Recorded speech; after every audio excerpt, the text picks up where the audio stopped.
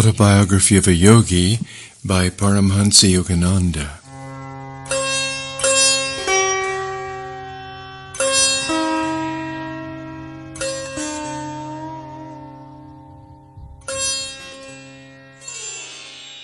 Chapter 15. The Cauliflower Robbery. Master, a gift for you. These 6 huge cauliflowers were planted with my hands. I have watched over their growth with the tender care of a mother nursing her child. I presented the basket of vegetables with a ceremonial flourish. Thank you. Sri Yukteswar's smile was warm with appreciation. Please keep them in your room. I shall need them tomorrow for a special dinner. I had just arrived in Puri to spend my college summer vacation with my guru at his seaside hermitage. Built by Master and his disciples, the cheerful little 2-storied retreat fronts on the Bay of Bengal. I awoke early the following morning, refreshed by the salty sea breezes and the charm of my surroundings. Sri Yukteswar's melodious voice was calling. I took a look at my cherished cauliflowers and stowed them neatly under my bed. Come, let us go to the beach. Master led the way. Several young disciples and myself followed in a scattered group. Our guru surveyed us in mild criticism. When our Western brothers walk, they usually take pride in unison. Now, please march in 2 rows. Keep rhythmic step with one another. Sri Yukteswar watched as we obeyed. He began to sing, Boys go to and fro in a pretty little row. I could not but admire the ease with which Master was able to match the brisk pace of his young students. Halt! My guru's eyes sought mine. Did you remember to lock the back door of the hermitage?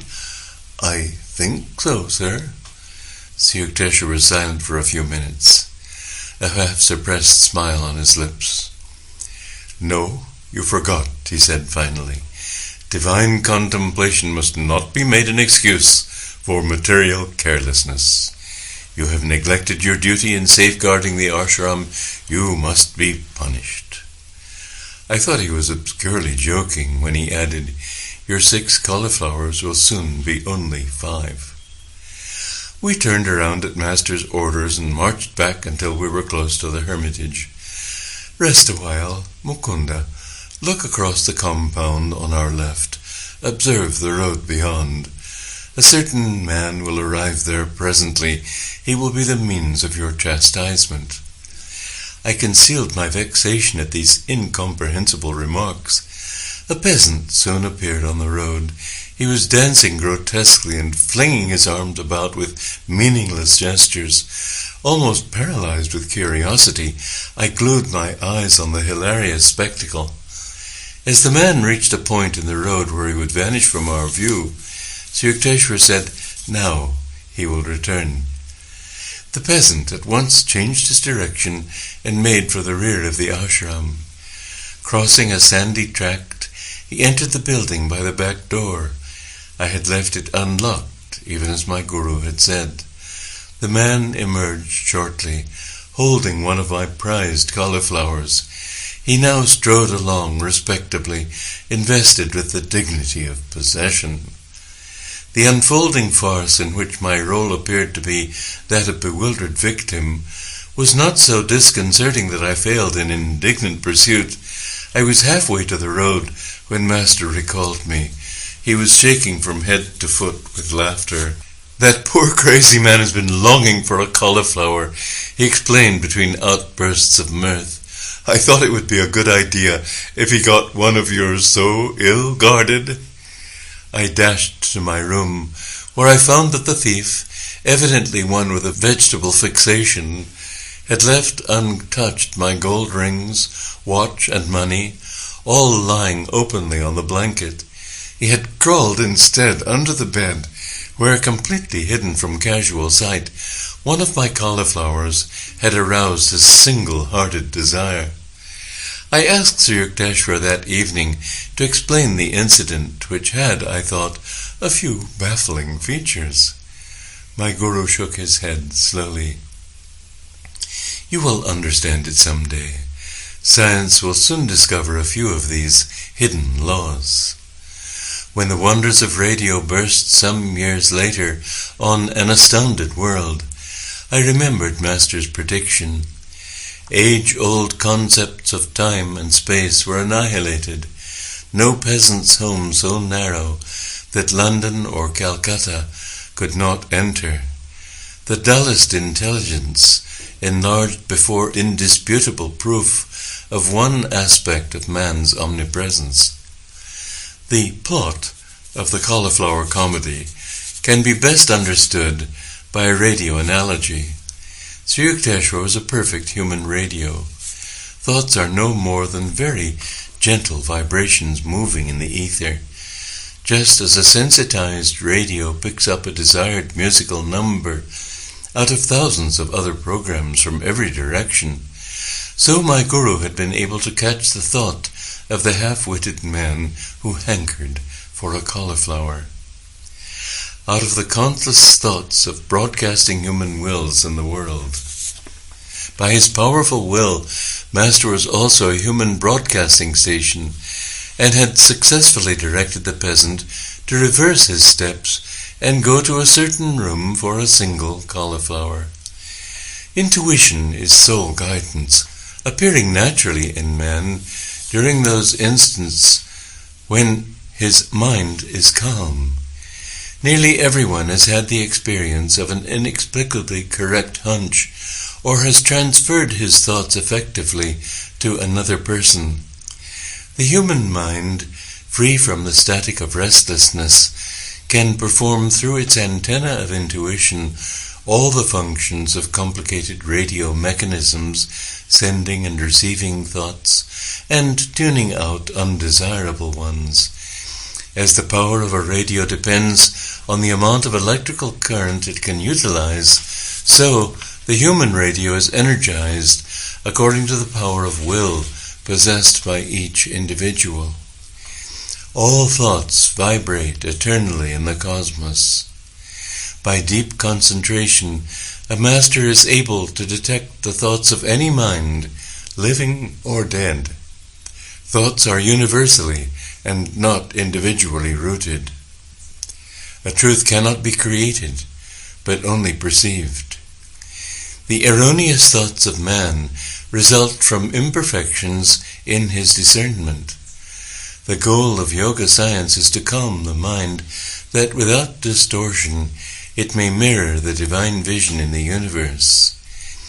Radio and television have brought the instantaneous sound and sight of remote persons to the firesides of millions. The first faint scientific intimations that man is an all-pervading spirit. Not a body confined to a point in space, but the vast soul, which the ego in most barbaric modes conspires in vain to cramp. Quote, very strange, very wonderful, seemingly very improbable phenomena may yet appear which, when once established, will not astonish us more than we are now astonished at all that science has taught us during the last century. Charles Robert Richet, Nobel Prize man in physiology, has declared, to resume, it is assumed that the phenomena which we now accept without surprise do not excite our astonishment because they are understood, but this is not the case. If they do not surprise us, it is not because they are understood, it is merely because they are familiar. For if that which is not understood ought to surprise us, we should be surprised at everything. The fall of a stone thrown into the air, the acorn which becomes an oak, mercury which expands when it is heated, iron attracted by a magnet, phosphorus which burns when it is rubbed. The science of today is a light matter. The revolutions and evolutions which you will experience in 100,000 years will far exceed the most daring anticipations. The truths, those surprising, amazing, unforeseen truths which our descendants will discover, are even now all around us, staring us in the eyes, so to speak, and yet we do not see them. But it is not enough to say that we do not see them.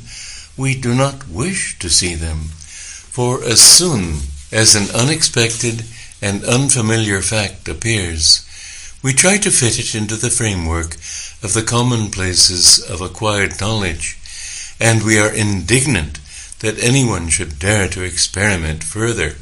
End quote. A humorous occurrence took place a few days after I had been so implausibly robbed of a cauliflower. A certain kerosene lamp could not be found. Having so lately witnessed my guru's omniscient insight, I thought he would demonstrate that it was child's play to locate the lamp. Master perceived my expectation. With exaggerated gravity, he questioned all ashram residents. A young disciple confessed that he had used the lamp to go to the well in the backyard. Sri Yukteswar gave the solemn counsel, "Seek the lamp near the well." I rushed there. No lamp. Crestfallen, I returned to my guru. He was now laughing heartily, without compunction, for my disillusionment. "Too bad I couldn't direct you to the vanished lamp. I am not a fortune-teller." With twinkling eyes he added, "I am not even a satisfactory Sherlock Holmes." I realized that Master would never display his powers when challenged, or for a triviality. Delightful weeks sped by. Sri Yukteswar was planning a religious procession. He asked me to lead the disciples over the town and beach of Puri. The festive day dawned as one of the hottest of the summer. "Guruji, how can I take the barefooted students over the fiery sands?" I spoke despairingly. "I will tell you a secret," Master responded. "The Lord will send an umbrella of clouds. You all shall walk in comfort." I happily organized the procession. Our group started from the ashram with a satsang banner. Designed by Sri Yukteswar, it bore the symbol of the single eye, the telescopic gaze of intuition. No sooner had we left the hermitage than the part of the sky which was overhead became filled with clouds as though by magic. To the accompaniment of astonished ejaculations from all sides, a very slight shower fell, cooling the city streets and the burning seashore. The soothing drops descended during the 2 hours of the parade. The exact instant at which our group returned to the ashram, the clouds and rain passed away tracelessly. "You see how God feels for us," Master replied after I had expressed my gratitude.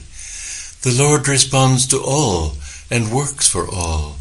Just as he sent rain at my plea, so he fulfills any sincere desire of the devotee. Seldom do men realize how often God heeds their prayers. He is not partial to a few, but listens to everyone who approaches him trustingly. His children should ever have implicit faith in the loving kindness of their omnipresent Father." Sri Yukteswar sponsored 4 yearly festivals at the equinoxes and solstices, when his students gathered from far and near. The winter solstice celebration was held in Serampore. The first one I attended left me with a permanent blessing. The festivities started in the morning with a barefoot procession along the streets. The voices of 100 students rang out with sweet religious songs. A few musicians played the flute and kol khartal drums and cymbals. Enthusiastic townspeople strewed the path with flowers, glad to be summoned from prosaic tasks by our resounding praise of the Lord's blessed name. The long tour ended in the courtyard of the hermitage. There we encircled our guru, while students on upper balconies showered us with marigold blossoms. Many guests went upstairs to receive a pudding of chana and oranges. I made my way to a group of brother disciples who were serving today as cooks. Food for such large gatherings had to be cooked outdoors in huge cauldrons. The improvised wood-burning brick stoves were smoky and tear-provoking, but we laughed merrily at our work. Religious festivals in India are never considered troublesome. Each one does his part, supplying money, rice, vegetables, or his personal services. Master was soon in our midst, supervising the details of the feast. Busy every moment, he kept pace with the most energetic young student. A Sankirtan group chanting, accompanied by the harmonium and hand-played Indian drums, was in progress on the second floor. Sri Yukteswar listened appreciatively. His musical sense was acutely perfect. "Oh, they are off-key." Master left the cooks and joined the artist. The melody was heard again, this time correctly rendered. In India, music, as well as painting and the drama, is considered a divine art. Brahma, Vishnu, and Shiva, the eternal trinity, were the first musicians. The divine dancer Shiva is scripturally represented as having worked out the infinite modes of rhythm in his cosmic dance of universal creation, preservation, and dissolution. While Brahma accentuated the time beat with the clanging cymbals and Vishnu sounded the holy mridanga or drum. Krishna, an incarnation of Vishnu, is always shown in Hindu art with a flute, on which he plays the enrapturing song that recalls to their true home the human soul's wandering in Maya delusion. Saraswati, goddess of wisdom, is symbolized as performing on the veena, mother of all stringed instruments. The Samaveda of India contains the world's earliest writings on musical science. The foundation stone of Hindu music is the ragas or fixed melodic scales. The 6 basic ragas branch out into 126 derivative raginis or wives and putras, sons. Each raga has a minimum of 5 notes, a leading note, Vadi or king, a secondary note, Samavadi or prime minister, helping notes, Anuvadi or attendants, and a dissonant note, Vivadi, the enemy. Each one of the 6 basic ragas has a natural correspondence with a certain hour of the day, season of the year, and a presiding deity who bestows a particular potency. Thus, 1. The Hindole raga is heard only at dawn in the spring to evoke the mood of universal love. 2. Dipaka raga is played during the evening in summer to arouse compassion. Megha raga is a melody for midday in the rainy season to summon courage. Bhairava raga is played in the mornings of August, September, October to achieve tranquility. Sri raga is reserved for autumn twilights to attain pure love. Malkonsa raga is heard at midnights in winter for valor. The ancient rishis discovered these laws of sound alliance between nature and man. Because nature is an objectification of Om, the primal sound or vibratory word, man can obtain control over all natural manifestations through the use of certain mantras or chants. Historical documents tell of the remarkable powers possessed by Mian Tan Sen, 16th century court musician for Akbar the Great. Commanded by the emperor to sing a night raga while the sun was overhead, Tan Sen intoned a mantra which instantly caused the whole palace precincts to become enveloped in darkness. Indian music divides the octave into 22 shrutis or demi-semitones. These microtonal intervals permit fine shades of musical expression unattainable by the Western chromatic scale of 12 semitones. Each one of the 7 basic notes of the octave is associated in Hindu mythology with a color, and the natural cry of a bird or beast, doe with green, and the peacock, re with red, and the skylark, me with golden and the goat, Fa with yellowish white and the heron, Sol with black and the nightingale, La with yellow and the horse, Si with a combination of all colors and the elephant. 3 scales, major, harmonic minor, melodic minor, are the only ones which Occidental music employs, but Indian music outlines 72 tathas or scales.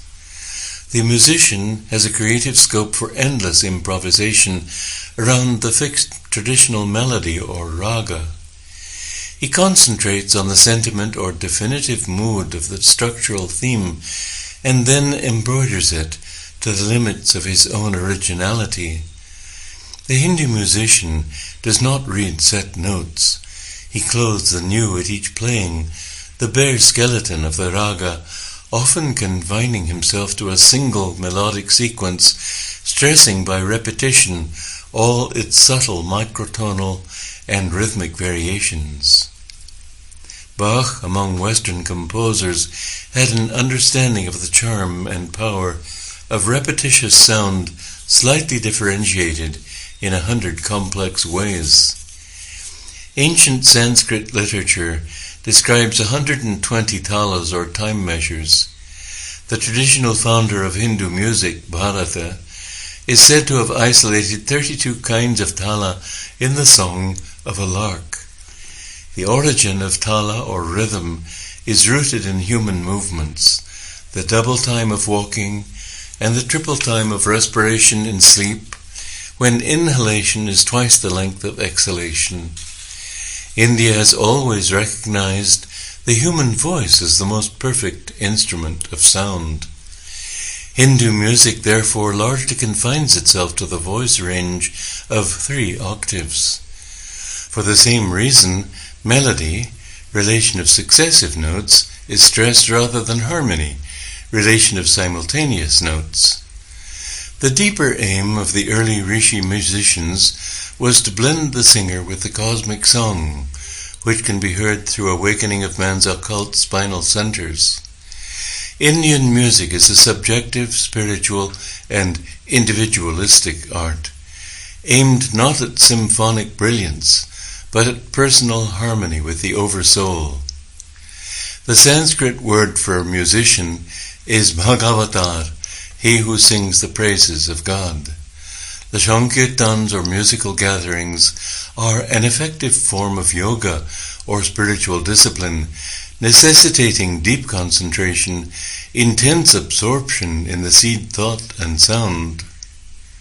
Because man himself is an expression of the creative word, sound has the most potent and immediate effect on him, offering a way to remembrance of his divine origin.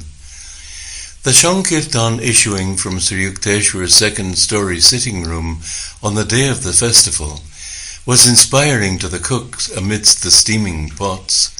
My brother disciples and I joyously sang the refrains, beating time with our hands. By sunset we had served our hundreds of visitors with khichdi, rice and lentils, vegetable curry, and rice pudding. We laid cotton blankets over the courtyard. Soon the assemblage was squatting under the starry vault, quietly attentive to the wisdom pouring from Sri Yukteswar's lips. His public speeches emphasized the value of Kriya Yoga and of a life of self-respect, calmness, determination, simple diet, and regular exercise. A group of very young disciples then chanted a few sacred hymns. The meeting concluded with Sankirtan. From 10 o'clock until midnight, the ashram residents washed pots and pans and cleared the courtyard. My guru called me to his side. I am pleased over your cheerful labors today, and during the past week of preparations. I want you with me. You may sleep in my bed tonight. This was a privilege I had never thought would fall to my lot. We sat a while in a state of intense divine tranquility. Hardly 10 minutes after we had gotten into bed, Master rose and began to dress. "What is the matter, sir? I felt a tinge of unreality in the unexpected joy of sleeping beside my Guru. I think that a few students who missed their proper train connections will be here soon. Let us have some food ready. Guruji, no one would come at 1 o'clock in the morning. Stay in bed, you have worked very hard, but I am going to cook. At Sri Yukteswar's resolute tone, I jumped up and followed him to the small daily used kitchen adjacent to the second floor inner balcony. Rice and dal were soon boiling. My Guru smiled affectionately. Tonight you have conquered fatigue and fear of hard work. You shall never be bothered by them in the future. As he uttered these words of lifelong blessing, footsteps sounded in the courtyard. I ran downstairs and admitted a group of students. Dear brother, how reluctant we are to disturb Master at this hour. One man addressed me apologetically. We made a mistake about train schedules, but felt we could not return home without a glimpse of our Guru. He has been expecting you and is even now preparing your food. Sri Yukteswar's welcoming voice rang out. I led the astonished visitors to the kitchen. Master turned to me with twinkling eyes. Now that you have finished comparing notes, no doubt you are satisfied that our guests really did miss their train. I followed him to his bedroom a half an hour later, realizing fully that I was about to sleep beside a godlike Guru.